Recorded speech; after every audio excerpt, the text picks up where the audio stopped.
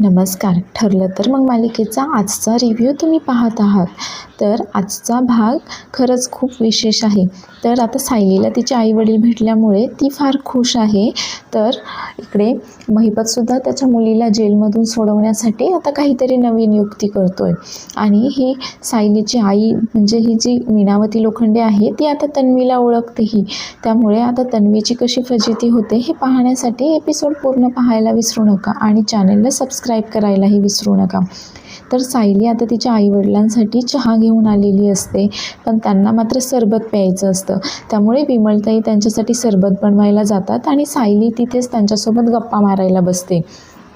तर आता अस्मिता जी असते ती या सदाशिव लोखंडेंना बोलत असते की तुम्ही सायलीसाठी जो ड्रेस शिवला आहे ना तो खूप छान ड्रेस शिवला आहे, माझ्यासाठी पण एक असाच ड्रेस शिवून द्याल का तुम्ही? त्यावर प्रताप तिला बोलतो की अस्मिता, अगं तू काय बोलतीयेस? अगं ते सायलीचे आई बाबा आहेत आणि आता ते इथेच राहणार आहेत आणि तू काय त्यांना परत दुकानावर पाठवतेस का? त्यावर अस्मिताही बोलते, हो ना, विसरलेच होते मी. तर कल्पना आता त्या दोघांचेही आभार मानत असते व त्यांना बोलते की किती योगायोग आहे ना की ऐन दिवाळीच्या तोंडावर तुम्ही आम्हाला भेटलात. आता यावर्षीची दिवाळी खूप खास असेल. यावर्षीची दिवाळी आता आपण सर्वजण मिळून साजरी करूयात वगैरे असं त्यांचं बोलणं सुरू असतं. तर तिकडेच एका कोपऱ्यामध्ये तन्वी बसलेली असते आणि या मीनावतीचं लक्ष आता तन्वीकडे जातं. आता तिने आपल्याला ओळखू नये म्हणून तन्वी मात्र तोंड लपवण्याचा प्रयत्न करत असते. मात्र आता ही मीनावती उठते आणि तन्वीच्या दिशेने जाते. तर तन्वी तेवढ्यातच तिथून पळ काढून तिच्या रूममध्ये जायला निघते. पण मीनावती मात्र तिला आवाज देऊन थांबवते व बोलते, ए पोरी, कुठं चाललीस? सगळं थांब इथं. आणि तिला विचारते की अगं मी तुला कुठेतरी पाहिल्यासारखं वाटतंय. हां, कुठे पाहिलं आहे बरं मी तुला? हां, तू आमच्या दुकानावर आली होतीस ना, तू चौकशी करत होतीस, तुला काही कपडे तर वगैरे काही शिवायचे नव्हते, पण उगाच माझा फुकटचा वेळ खाल्ला. आणि ती आता सदाशिव लोखंडेला पण बोलते, अहो ही तीच पोरगी आहे जी दुकानावर आली होती आणि हिला काही कपडे वगैरे काही शिवायचे नव्हते, हिने मात्र माझा असा फुकटच वेळ घालवला.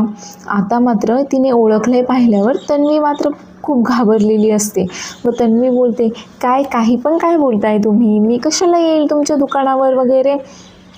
त्यावर मीनावती बोलते, हो तूच होतीस. सदाशिव लोखंडेही बोलतो की अगं हो, ही तर तीच पोरगी आहे, मी पाहिलं होतं हिला. आता मात्र आपण पकडलो गेलोय हे पाहून तन्वी मात्र घाबरून जाते आणि आता सावरासावर करते नेहमीप्रमाणे. त्याचं काय आहे ना की मला दिवाळीसाठी कपडे शिवून घ्यायचे होते आणि त्यासाठीच मी एखादं चांगलं टेलरचं दुकान वगैरे दिसतंय का ते पाहत होते. पण तुमचं दुकान पाहिल्यानंतर तर मला काही असं वाटलं नाही की इथे असे चांगले ड्रेस वगैरे शिवून भेटत असतील म्हणून. आता हे सगळं ऐकल्यानंतर मात्र की मीनावतीही तिच्यावर चिडते आणि हा सदाशिव लोखंडे पण तिच्यावर फार चिडतो व तिला बोलतो की काय म्हणालीस तू? आमच्या दुकानाकडे पाहून वाटत नाही म्हणजे नक्की तुला काय म्हणायचं आहे वगैरे. आता त्यालाही खरं तर तन्वीचा फार राग आलेला असतो आणि तन्वी मात्र असं बोलून त्यांचा अपमान करत असते. पण बाकी सर्वजण त्यांना आता शांत बसवतात आणि तेवढ्यातच तन्वी मात्र तिथून निघून जाते. तर सायली बोलते की आई बाबा, तुम्ही एक काम करा, तुम्ही तुमच्या खोलीमध्ये बसा, मी तुमच्यासाठी सरबत घेऊन तिकडेच येते. तर आता मीनावतीच्या लक्षात येतं की सायलीने आपल्याला आपली रूम तर अजून दाखवलेलीच नाही आहे व ती बोलते की हो ना, अगं कुठे आहे आमची खोली? तू तर आम्हाला आमची खोलीच दाखवली नाही, दाखव बरं आम्हाला आमची खोली, म्हणजे आम्ही तिकडेच बसतो.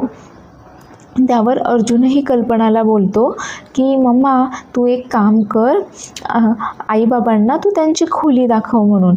तर कल्पनाही तयार होते आणि कल्पना आता सदाशिव आणि मीनावतीला त्यांची खोली दाखवायला त्यांच्या रूममध्ये निघते. आता तन्वी मात्र नेहमीप्रमाणे तोंड वाकडं करत असते.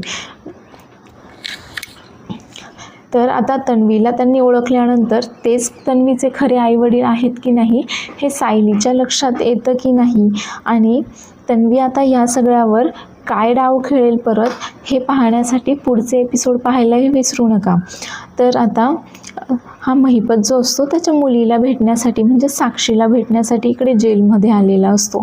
आता त्याला पाहिल्यानंतर साक्षी मात्र त्याच्यावर फार जास्त चिडून जाते व बोलते की का आलात तुम्ही इथे परत, तुम्ही इथे नसलात ना मग तरी मी थोडीशी निदान समाधानाने सुखाने राहते, पण तुम्ही इथे आलात की सतत मला या गोष्टीची जाणीव होते की तुम्ही मला इथून बाहेर काढू शकत नाही आहे. त्यावर महिपत तिला समजावण्याचा प्रयत्न करतो की अगं पोरी थांब, मी तुला इथून बाहेर काढणारच आहे. त्यावर साक्षी बोलते की कसं कसं काढणार आहात तुम्ही मला बाहेर, आपलं नेहमी तेच बोलत असता की 113% मी तुला बाहेर काढणार, वकिलाचं काम सुरू आहे वगैरे, पण काही एक तुम्ही मला बाहेर काढणार नाही आहात वगैरे. तितक्यातच महिपत तिला बोलतो मी तुला इथून नक्की बाहेर काढणार आहे. आणि एका त्या पाटील कॉन्स्टेबलसोबत अजून एकदम अशी गुंडासारखी वगैरे दिसणारी एक कैदी असते, तिला ते पाटील तिथे घेऊन येतात. आता हा महिपत जो असतो तो तिला विचारतो आपलं काम नक्की करेल नाही. त्यावर पाटीलही सांगतो की हो, ही खूप खतरनाक बाई आहे, हिला थोडासा लगाम घालावा लागेल, पण आपलं काम मात्र नक्कीच होईल. आणि ती बाई बोलते की पैसे तर मिळतील ना मला, आणि हे काय लगाम बिगाम घालायला मी काय घोडा गाडव बिडव आहे की काय, हां नीट बोलायचं माझ्याशी, आणि माझे पैसे कुठे आहेत, पैसे तर मिळतील ना मला. त्यानंतर महिपत तिला 20,000 रुपये काढून देतो त्याच्या खिशातनं आणि सांगतो की काम झाल्यानंतर तुला उरलेले पैसे मिळतील आणि तुला या कामाचे सगळे 5 लाख रुपये मिळणार आहेत. तर आता साक्षी विचार करत असते की ही बाई कशी काय मला इथून बाहेर काढणार आहे, ही तर किती डेंजर बाई आहे वगैरे. तर तन्वी आता तिच्या रूममध्ये येऊन विचारच करत असते की बरं झालं त्यांनी मला ओळखलं नाही आणि ते सायलीचेच आई वडील बनून राहिलेत वगैरे. आणि तेवढ्यातच तिला नागराजचा कॉल येतो. तर ती फोन उचलते तर नागराज तिच्याशी बोलत असतो. काय मग प्रिया, अगं तुझा आवाज इतका का पडल्यासारखा वाटतोय, आणि महिपतही तिथे असतो. तर महिपत बोलतो की नागराज शेठ, अहो प्रिया काय बोलताय तिला, प्रिया आता इतिहास जमा झालेली आहे, अहो ही तर आता बबली लोखंडे आहे म्हणून, असं बोलून आता ते दोघेही तिला अजून चिडवून देत असतात. तन्वी मात्र फार जास्त चिडलेली असते व बोलते की का करताय तुम्ही दोघं हे सगळं, काय मिळवायचं आहे तुम्हाला या सगळ्यातून वगैरे. ती आता असं दोघांनाही बोलत असते व बोलते की प्रिया कधीही इतिहास जमा होणार नाही आहे. तुम्हाला तो फिनिक्स पक्षी माहीत आहे का, जो राखीतून सुद्धा उठून उभा राहतो, तशी आहे मी कितीही कोलमडले तरी परत उठून उभी राहील वगैरे, असं ती काहीतरी बोलत असते. तर नागराज तिला बोलतो की अच्छा, म्हणजे तू मान्य केलेस का तुझी राख झाली आहे म्हणून. आता हे ऐकल्यानंतर तर प्रिया जास्त चिडलेली असते आणि ती विचारत असते की तुम्ही हे सर्व का करताय, तुम्हाला नक्की काय हवं आहे. त्यावर नागराज तिला सांगतो की त्याचं काय आहे, आमचा जो काही तुझ्याकडे तो व्हिडिओ वगैरे आहे ना, तो लवकरात लवकर कायमचा डिलीट करायचा आहे, या जगातूनच नाहीसा करायचा आहे, मग मात्र आम्ही काहीही करणार नाही, मग तुझा मार्ग मोकळा आणि आमचा मार्ग मोकळा.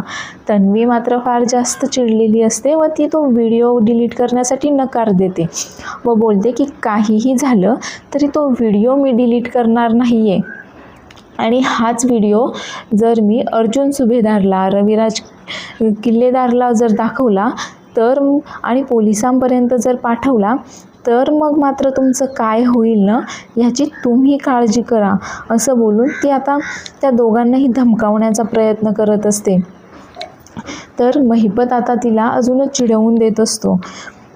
तर सायली मात्र इकडे फार खुश असते तिला तिचे आईवडील भेटल्यामुळे, व ते असे अर्जुनला लहान बाळासारखं गोल गोल फिरवत असते व बोलते की मी आज खूप खुश आहे आणि माझं तुमच्यावरही खूप जास्त प्रेम आहे, पण मी तुमचे आभार वगैरे मानणार नाही आहे, कारण तुम्ही माझे आहात आणि किती दिवसांपासून मी या गोष्टीची, या दिवसाची वाट पाहत होते आणि फक्त तुमच्यामुळे मला आज हा दिवस पाहायला मिळालेला आहे. तुमच्यामुळे फक्त मला माझे खरे आईबाबा भेटले आहेत वगैरे, असं एकदम भावूक होऊन ती आता अर्जुनला बोलत असते. तर दरवाजाच्या बाहेर उभं राहून तन्वी हे सगळं काही ऐकत असते व स्वतःशीच बडबडत असते की बरं झालं हे दोघे अजूनही याच भ्रमात आहेत की ते सायलीचेच खरे आईवडील आहेत म्हणून. पण हा भ्रम जो आहे तो संशयामध्ये बदलायला जास्त वेळ नाही लागणार आणि त्याआधीच मला लवकरात लवकर काहीतरी करावंच लागेल असा विचार ती आता करत असते. तर आता तेवढ्यातच सायलीला कोणीतरी आवाज देतं आणि सायली ही आता एक ब्लँकेट घेऊन तिच्या आईबाबांच्या रूममध्ये आलेली असते. तर पाहते तर तिचे आईबाबा मस्तपैकी स्वतःचेच हातपाय दाबत तिथे बसलेले असतात.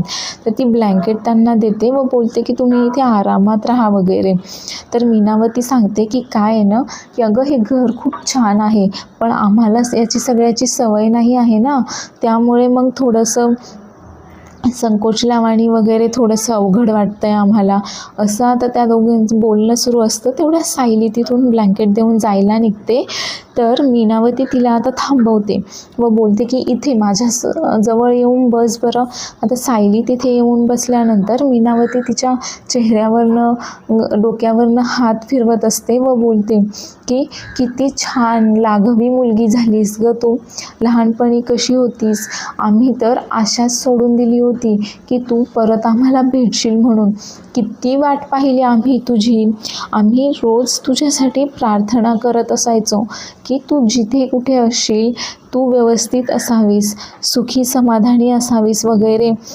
तर सदाशिवही बोलतो की हो ना, आम्ही नेहमीच तुझ्यासाठी देवाकडे प्रार्थना करायचो वगैरे, असं त्यांचं बोलणं सुरू असतं. त्यावर सायली तिला बोलते की आई मला तुझ्या मांडीवर डोकं ठेवून झोपायला मिळेल का.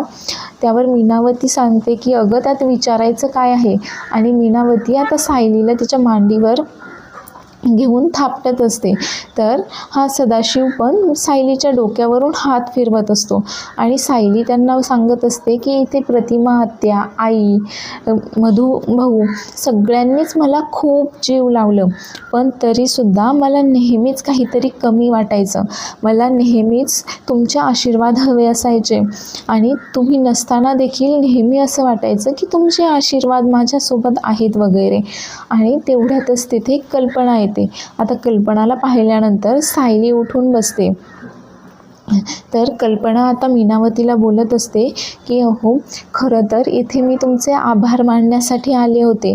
त्यावर आता मीनावती गोंधळते व विचारते की आभार आणि आमचे का आभार मानणार आहात तुम्ही. त्यावर कल्पना सांगते की काय आहे ना, फक्त आणि फक्त तुमच्यामुळेच मला इतकी गोड मुलगी सून म्हणून मिळाली आहे. आमचं घर अगदी छानपणे जोडून ठेवलेलं आहे हिने. तुम्ही लहानपणी तिच्यावर जे काही संस्कार केले असतील ना त्यामुळेच हे शक्य झालं. आता मीनावती ती गोंधळते व कल्पनाला बोलते की आभार तर खरं तर आम्हाला तुमचे मानायचे आहेत. अहो सायली आम्हाला सांगत होती की तुम्ही तिच्यावर किती प्रेम करता, किती जास्त माया लावता तुम्ही तिला. आता इकडे पण तेवढ्यातच मीनावती अजून काही बोलू नये म्हणून हा सदाशिव मात्र जांभळे झोप येते असा नाटक करतो. त्यानंतर सायली आणि कल्पना तिथून निघून जातात. तर पुढील भागामध्ये आपण पाहणार आहोत की आता तन्वी जी असते ती तिथे किचनमध्ये चाललेली असते. तर तेवढ्यातच मीनावती तिला नेहमीप्रमाणे ए पोरी कुठे चाललीस, ए पोरी असा आवाज देते. तर आता ही तन्वी खूप जास्त भडकते व मीनावतीला बोलत असते की ए काय ए पोरी बोलतेस, मला नीट तन्वी बोलायचं, मी काही तुझी मुलगी नाही आहे वगैरे, माझ्याशी असं बोलायचं नाही वगैरे असं ती आता उद्धटपणा करत असते. आणि तेवढ्यातच सायली तिथे येते आणि हे सगळं ऐकते. आता सायली मात्र फार जास्त चिडते व प्रियाला धमकावते की प्रिया तुझा हा उद्धटपणा अजिबातही इथे चालणार नाही आहे. माझे आईबाबा आहेत ते आणि माझ्या आईबाबांसोबत तू नीटच बोलायचं, असं बोललेलं मला अजिबातही चालणार नाही म्हणून. तर इकडे आता जेलमध्ये साक्षी आणि ती जी बाई असते त्या दोघींना एकाच तुरुंगात ठेवलेलं असतं. पण त्या जेलचे जेलर जे असतात ते दोघींना आता लवकरच वेगवेगळ्या जेलमध्ये शिफ्ट करणार असतात.